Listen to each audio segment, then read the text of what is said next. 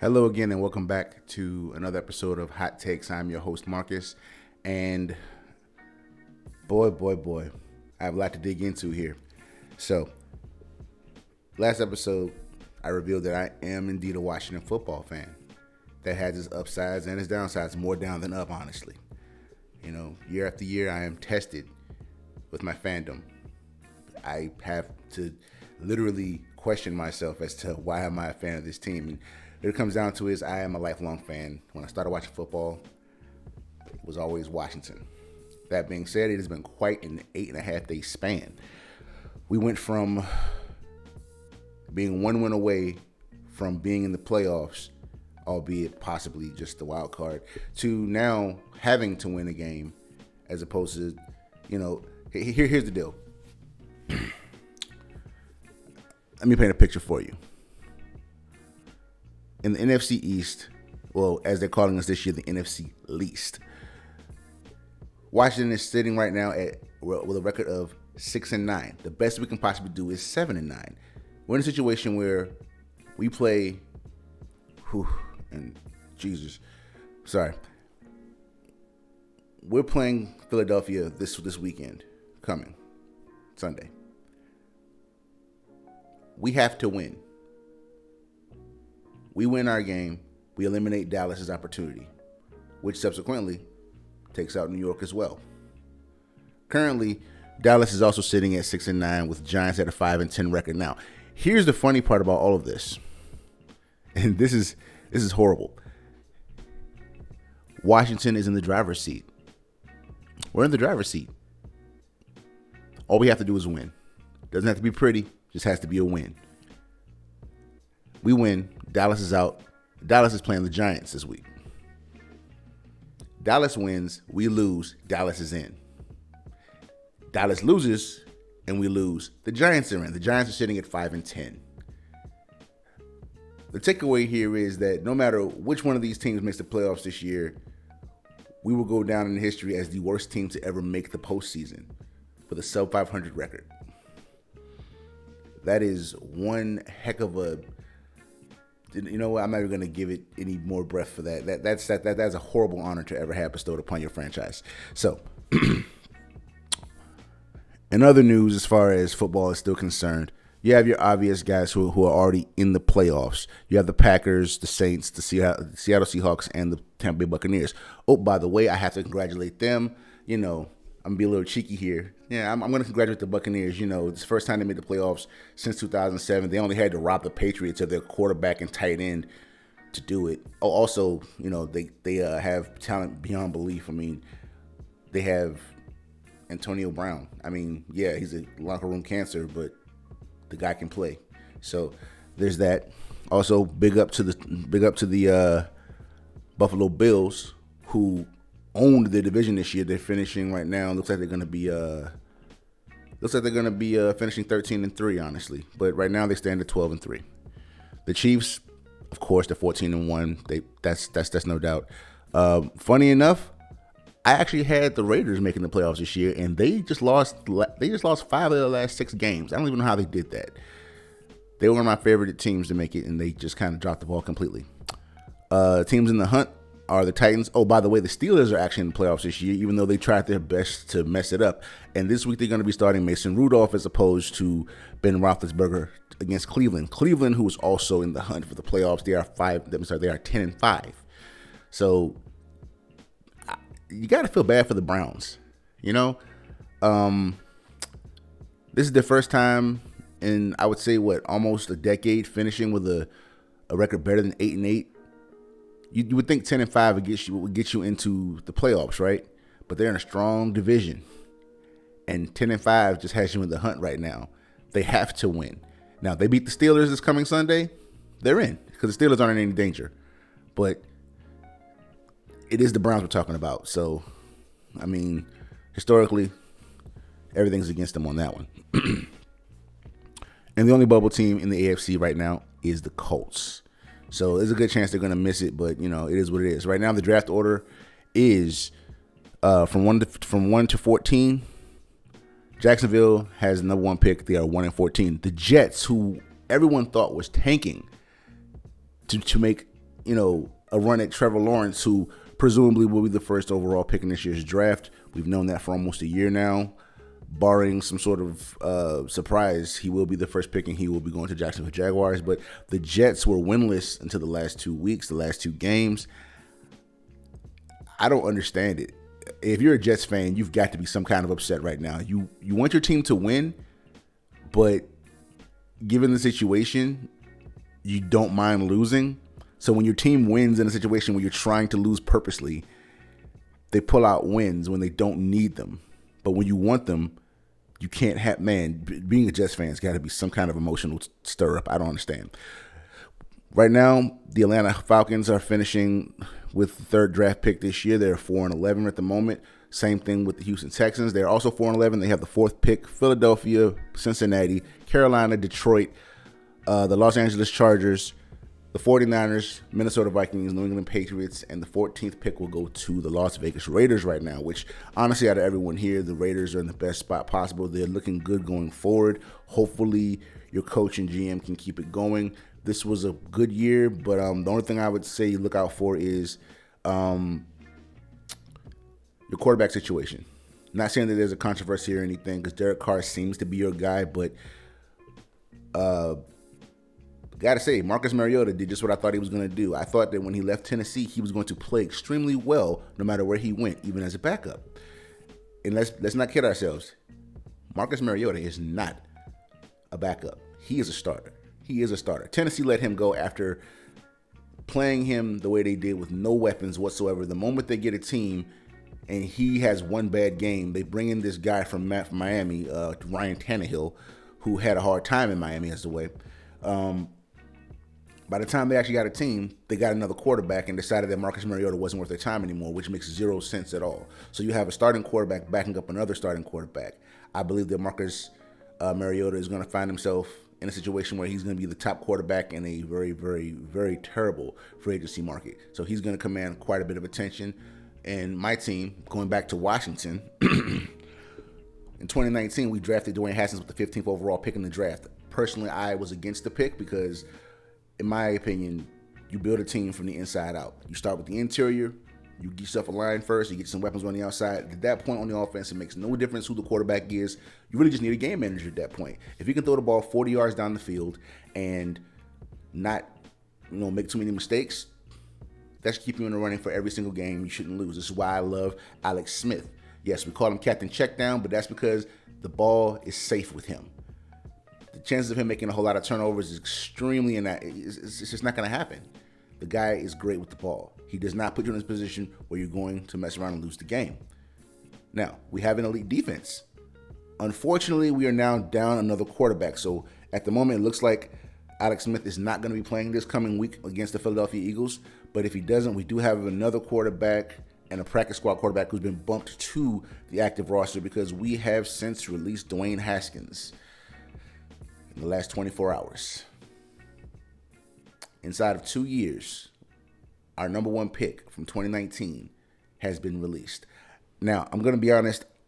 In the beginning, I was on his side. I felt like he's a very young guy. He needs time to develop. He needs to mature. And I can't imagine being given millions of dollars at age 21, 22 years old and knowing how to act. To me, that's unfathomable. I can't fathom the idea of being asked to be a mature young man and run and giving the keys to an organization and giving me millions of dollars and telling me, hey, I need you to be professional. At 21, 22, I would have probably lost my doggone mind. I'd have spent all my money and, good grief. Okay, so Dwayne Haskins has been released. I won't get into the specifics too much, but honestly, toward the end of it, I realized that he does need to mature. The problem is, he never should have been in Washington in the first place. I have a theory, a life theory, personally. I currently live in Georgia. I'm actually from Maryland. And I had to get away from my home in order to begin to prosper. Everything at home is entirely too familiar to me. And it's really easy to get complacent. While it's easy to get complacent anywhere you go, that comes down to your work ethic and how much you really want it. Doing it from home, a place you've always been, people you know, just a little too familiar. Dwayne Haskins played high school ball in Maryland or D.C. He's from here. He grew up rooting for Washington, much like Chase Young. The difference is Chase Young has superior discipline. Maybe he had a better environment growing up. Maybe his parents did more for him. I don't know the situation. But in Dwayne's situation, it would appear that the reason he had success in Ohio State was because he wasn't at home. He was in a whole new atmosphere.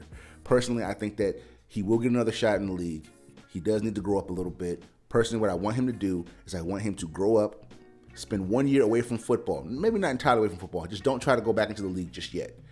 Talk to some of these veterans, maybe some Hall of Famers. Talk to some guys who actually know the business, how to be a professional. All right? If you know how to be a professional, you can actually make it. You may not be a starter anymore, but you can be a great backup, the guy they go to when they have no one else to talk to. I mean, honestly, guys like Chase Daniel. Chase Daniel has been in the league over 10 years. He's started maybe 5 or 6 games, and he's made over $38 million in the process as a backup, never really having to play, not much more than practice. But you know what he did? He doesn't have the best arm in the world. He's not the most talented quarterback either. But he has maturity. He's a professional. He shows up to practice on time. He studies his butt off. He shows commitment to his craft, something that Dwayne Haskins was not doing. I want him to spend 1 year away from football, maybe work on his mechanics. Maybe in 2022 we can see him again trying out for someone's team. Personally, if I had to put my money on a place that he would end up, I want him to end up either in Pittsburgh or Indianapolis.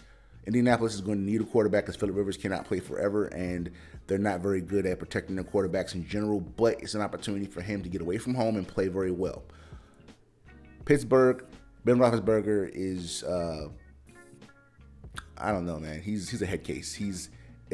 After every game, he's ready to retire. Every bad game, I mean. After every bad game, he's ready to retire. After every good game, he thinks he can play another 5 years. With a guy like that, you just be on the lookout to replace him. Mason Rudolph is not the guy. Whew, sorry. I had to get that off my chest. It's been quite a week for Washington. It's been terrible. Now, on the plus side for Washington, Chase Young has not only been named the Rookie of the Week, but Defensive Player of the Week for his great performance again, in a losing effort in our last game. That was great, but it was kind of a bittersweet thing. So I'm going to switch modes right now. We're going to go into basketball for just a moment here. The biggest thing going on in the NBA right now is the James Harden situation. He wants out of Houston, and I'm going to be honest with you, as a sports fan, I'm not happy with what I've seen from him. I understand that when you're in a contract and you want out, you try to force your way out. They've been doing that for years. But at some point, you have to think about the idea that maybe this is hurting your stock more than anything else. Going to nightclubs without a mask in the coronavirus pandemic that we're having right now doesn't make any sense. He put his entire team at risk. Now, I understand that they're saying that his team wasn't as at risk in general because maybe someone else had it, maybe someone else contracted it and wasn't aware of it, and that's very much so possible. The point is, he's your franchise player at the moment. He is your star. He's the guy that is associated with your team immediately. You think Houston Rockets, you think James Harden, you think the beard. That guy that chucks up threes like it's nothing. The guy that occasionally flops and ends up at the foul line. And he'll make it. He's automatic, from anywhere on the floor, honestly. Offensively, he's untouchable. Defensively, he's so-so. So, his situation, to me, only gets worse because he's not being professional about it. If any of us were talented or blessed with the talent to play basketball at the level that he does, and we want out of our situation, the best thing we could possibly do is ask for a trade. Make it understood that that's what we want. Try to make it not as public as possible because we don't want everyone in the world to be aware of this because it makes it bad for the situation in Houston. So what you do is you go out there, you continue to be professional. You show up to practice on time. You show up in shape, something that he did not do either of. You keep yourself as healthy as possible. You give no team any reason to think that you will be cancerous to their organization, which he has also done incorrectly. When it comes to basketball, I'm a Miami Heat fan. Not because of the best team, but because of their grit.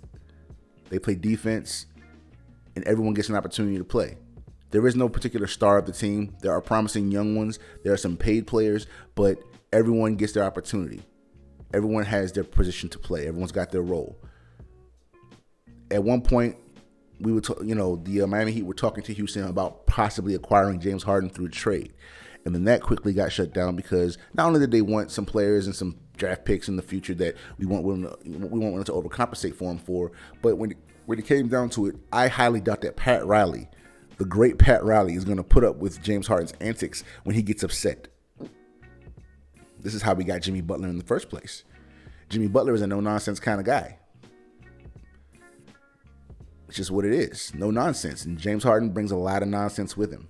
Now, still staying in basketball, a childhood friend of mine, most people don't believe me when I say this, but I was a childhood friend with Kevin Durant.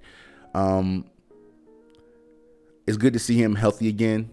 I never thought I'd love to see him in Brooklyn, but I'm actually absolutely loving him in Brooklyn.